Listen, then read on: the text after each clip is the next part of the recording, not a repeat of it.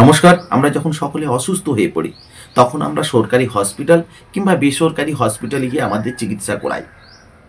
আমাদের প্রিয় ডাক্তারবাবুরা, যাকে আমরা সেকেন্ড গড হিসাবে মানি, সেই ডাক্তারবাবুরা আমাদের সমস্ত শরীর পরীক্ষা নিরীক্ষা করার পর তিনি ডায়াগনোসিস করেন এবং প্রেসক্রিপশন করেন। আমরা সেই ওষুধ খেয়ে অনেকে সুস্থ হয়ে যাই, অনেকে আবার সুস্থ হই না, পুনরায় ডাক্তারবাবুর কাছে যায়। ডাক্তারবাবু তখন সেই রোগকে সঠিকভাবে চিহ্নিত করার জন্য কিছু পরীক্ষা নিরীক্ষা লেখেন, তার মধ্যে হচ্ছে এমআরআই অন্যতম।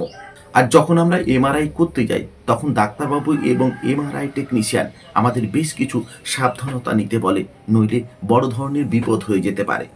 বিশেষ করে যে সমস্ত মায়েরা গায়ে সোনারূপো পরে থাকেন তাদের সেই সোনারূপো খুলে নিতে বলা হয়। তাছাড়া এমন কিছু পেশেন্ট রয়েছে যাদের হার্টের প্রবলেম রয়েছে, তাদের শরীরে পেসমেকার দেওয়া থাকে, কিংবা যে সমস্ত পেশেন্ট রয়েছে যাদের অর্থোপেডিক অপারেশন করা হচ্ছে তাদের শরীরে কোনো ধাতব পাত দেওয়া আছে কিনা সেটাও জিজ্ঞেস করে নেয় টেকনিশিয়ান বা ডাক্তারবাবুরা। আর সেটা না জিজ্ঞাসা করে নিলে পেশেন্টের হয়তো বড় বিপদ ঘটে যেতে পারে এই এমআরআই মেশিনে। তাই এমআরআই করার আগে পেশেন্টের কী কী সাবধানতা নেওয়া উচিত সেটা জানার চেষ্টা করব আজকের এই ভিডিওতে।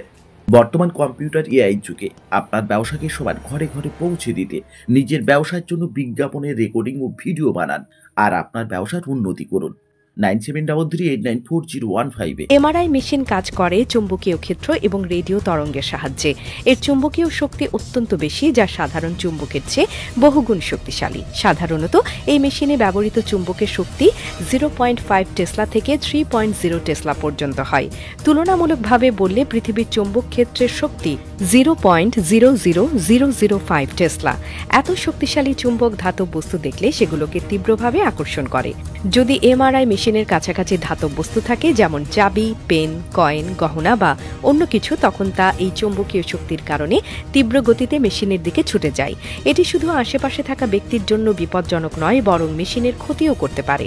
ধাতব বস্তুর আকস্মিক গতির কারণে এটি বিপজ্জনক প্রজেক্টাইল বা ছোড়া বস্তুতে পরিণত হয়, যা মারাত্মক দুর্ঘটনার কারণ হতে পারে। আপনার যদি মনে হয় ছোট ধাতব বস্তু খুব বেশি ক্ষতি করতে পারবে না, তাহলে একটু ভাবুন। ছোট একটি চাবি বা হেয়ার পিনও এত জোরে টানতে পারে যে এটি কেউ আহত হতে পারে বা মেশিনের ভেতরে আটকে গিয়ে কাজের সমস্যা তৈরি করতে পারে। একবার কোনো বস্তু মেশিনের চুম্বকীয় ক্ষেত্রের মধ্যে ঢুকে গেলে তা টেনে বের করাও খুব কঠিন হয়ে যায়। এখন প্রশ্ন হলো, এমআরআই মেশিনের চৌম্বক ক্ষেত্র এত শক্তিশালী হলেও তা মানুষের জন্য ক্ষতিকারক নয় কেন?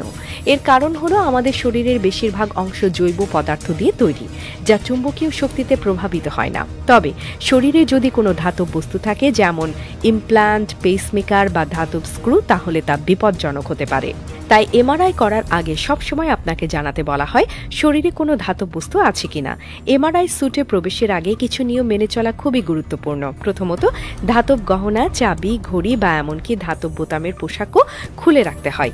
এছাড়া যারা শরীরে কোনো ধাতব ইমপ্ল্যান্ট বহন করেন তাদের আগে থেকেই ডাক্তারকে জানাতে হয়। এমআরআই মেশিনের শক্তিশালী চুম্বক মানুষের জন্য সরাসরি ক্ষতিকর না হলেও ধাতব বস্তুর উপস্থিতি এটি বিপজ্জনক করে তুলতে পারে। নিরাপত্তার জন্য এই মেশিনের আশেপাশে ধাতব বস্তু নিয়ে যাওয়া একদম নিষেধ। তো আজকের ভিডিও এই পর্যন্ত। দেখা হচ্ছে নতুন কোনো পর্বে, নতুন কোনো এপিসোডে। যাওয়ার আগে একটা কথা, এই পরিবেশকে যদি আমরা ভালো রাখতে পারি, আমরা হাইজিনটা যদি কন্টিনিউ মেনটেন করতে পারি, তাহলে দেখবেন আমাদের অসুখ বিসুখ অনেক কমে গেছে। তাই সকলে সচেষ্ট হন, পরিবেশকে সুস্থ রাখুন, তাতে রোগ প্রতিরোধ ক্ষমতা আমাদের শরীরে বাড়বে। তাই পরিবেশকে সুস্থ রাখতে হবে আমাকে, আপনাকে, সবাইকে। তাহলে দেখবেন আমাদের রোগ প্রতিরোধ ক্ষমতা এমনিতে বেড়ে গেছে। আমরা ওষুধ নির্ভর হব না, ডাক্তার নির্ভর হব না, সকলে সচেতন হতে হবে। তো আজকের মতন সকলকে নমস্কার, ধন্যবাদ, সকলে ভালো থাকবেন।